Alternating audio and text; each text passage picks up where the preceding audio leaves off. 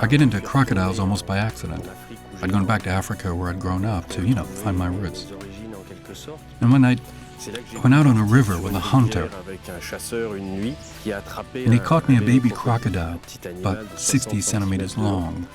And when I held this baby crocodile in my hands, well, I was thunderstruck. I was fascinated. Something extraordinary happened, something otherworldly. It's like a baby dinosaur, I thought. It was a revelation, and I knew I had to study this animal and understand everything about it.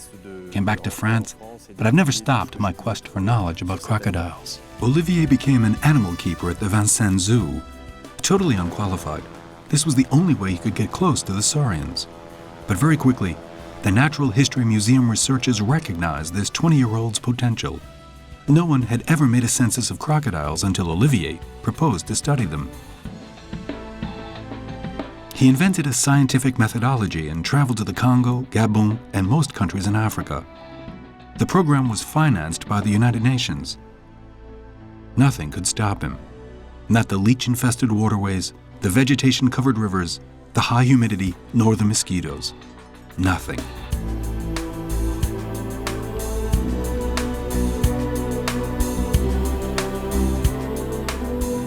Olivier succeeded in making the first census of crocodiles in Africa. He captured hundreds of reptiles, differentiated the species, and marked them all before releasing them. He tracked them at night. Their eyes glow red when lit by a torch beam.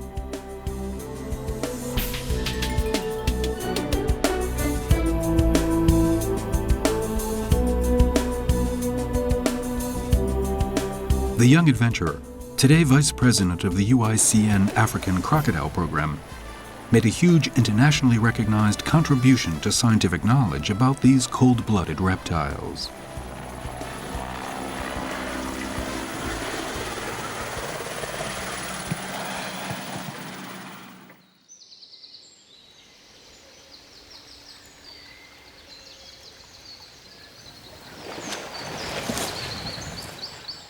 The animal which has become Olivier's destiny has boasted an unchanged splendor for 65 million years, a virtually prehistoric species.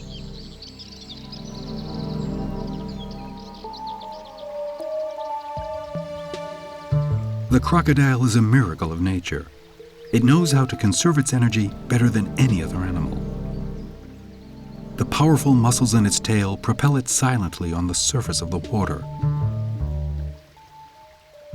It melts into rivers without a ripple.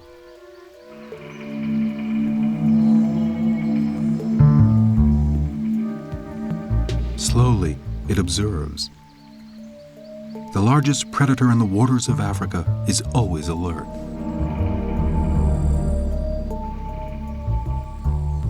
Crocodiles are amphibians. Their eyes are positioned on the same level as their nose and ears, so they can use all three senses to locate their prey before leaping on it.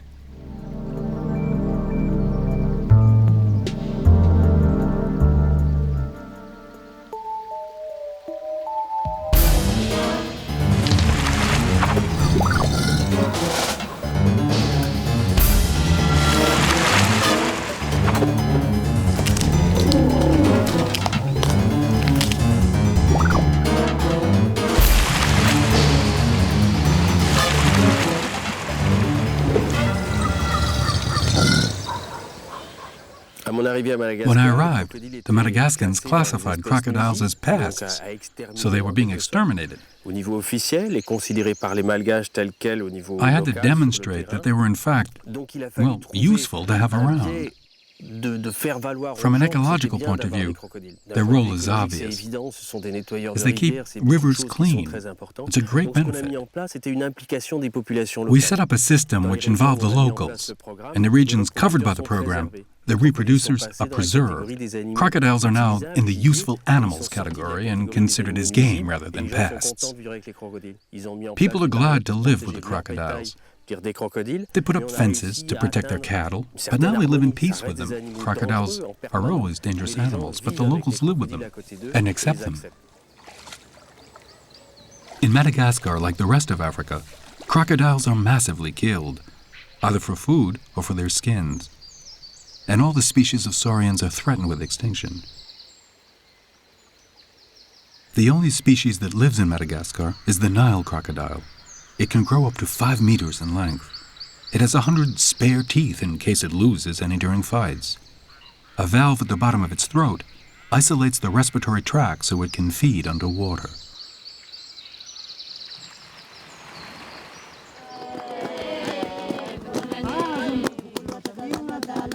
In the Ankarn region, on the banks of the Lake Antananarivo, the inhabitants maintain very good relationships with the lake crocodiles.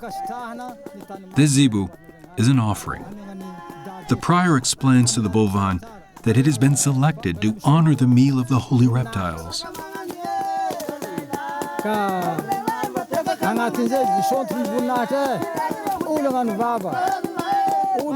Accustomed to the ritual chant, the crocodiles of the lake approach.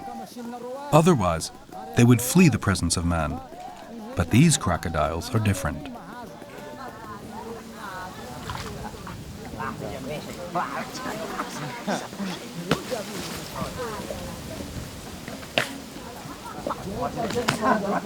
Legend tells us that a stranger once arrived in the village and asked for water. Everyone refused to let him drink except one, a woman. The stranger told her to leave the village because he was going to give a lot of water to those who had refused him.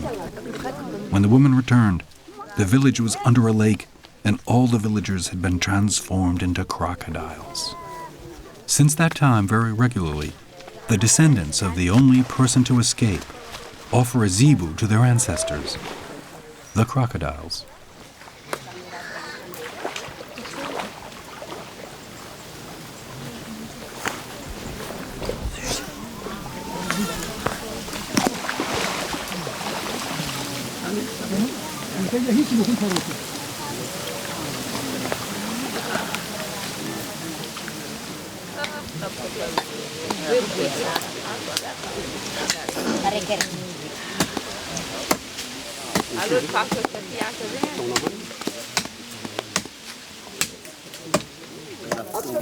These women who live in total poverty and who seldom have meat to cook for themselves always make sure the crocodiles are fed.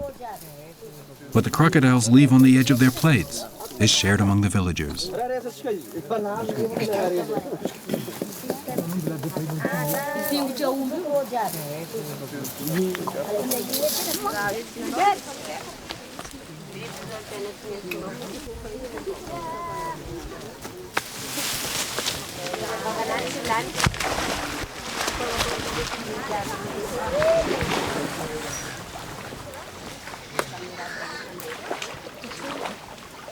Est-ce que les crocodiles sont sacrés? Are all the crocodiles near Ankan sacred or only those in this lake?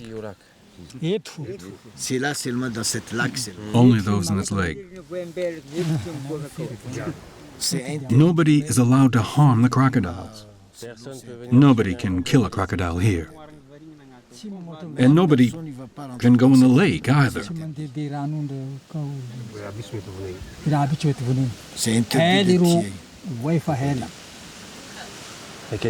And what would happen if somebody came and killed a crocodile?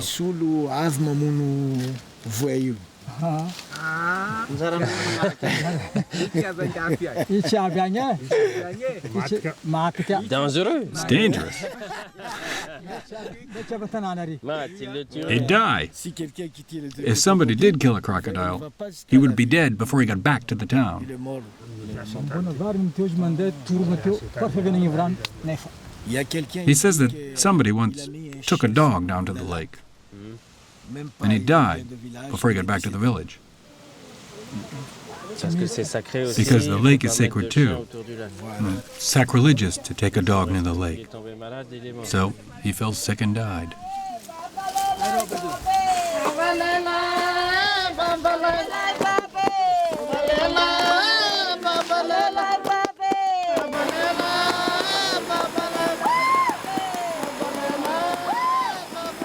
When I left France to make inventories, I was young and afraid of nothing. That enabled me to do things academics would probably not have ever dared to, like going to the unexplored parts of the world to observe crocodiles that had never been studied. I was not a scientist when I started, but I discovered new things, went to lost places where crocodiles had never been researched, and so I became a scientist simply led by the spirit of adventure. I was ready to suffer in the field, and sometimes it was very tough, but I discovered marvelous things of great interest to science.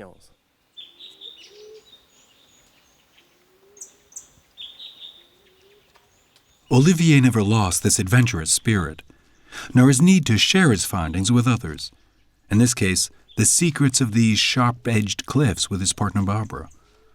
The Zinga, limestone cliffs through which underground rivers run, is home to crocodiles with unknown behavior patterns.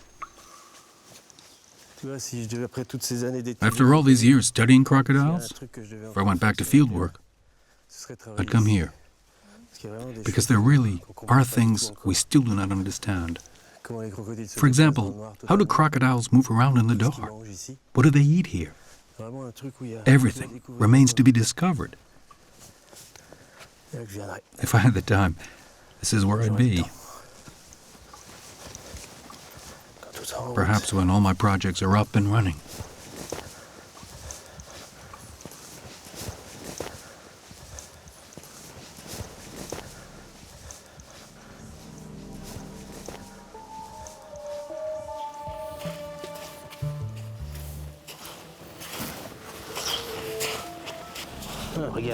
Can you see those tracks there?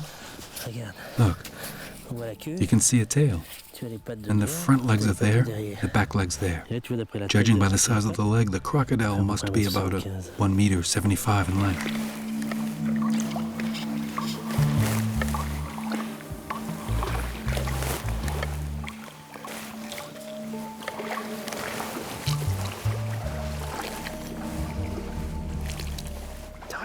Look, there's a baby.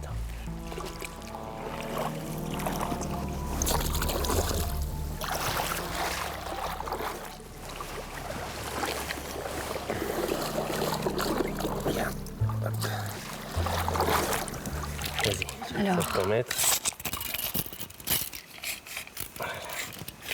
ça fait That's 60 centimeters long. 60 centimètres. 6 months to 2 years old. Seems well fed. What do you think the youngsters eat? Oh, small fish, crabs, shrimps. But there is a big mystery about what the big reptiles eat.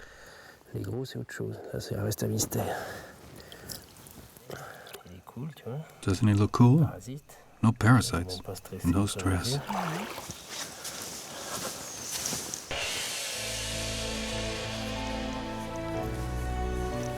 In a few years, Olivier might hand over his humane organization to others, so he can spend his time observing the mysterious cave crocodiles.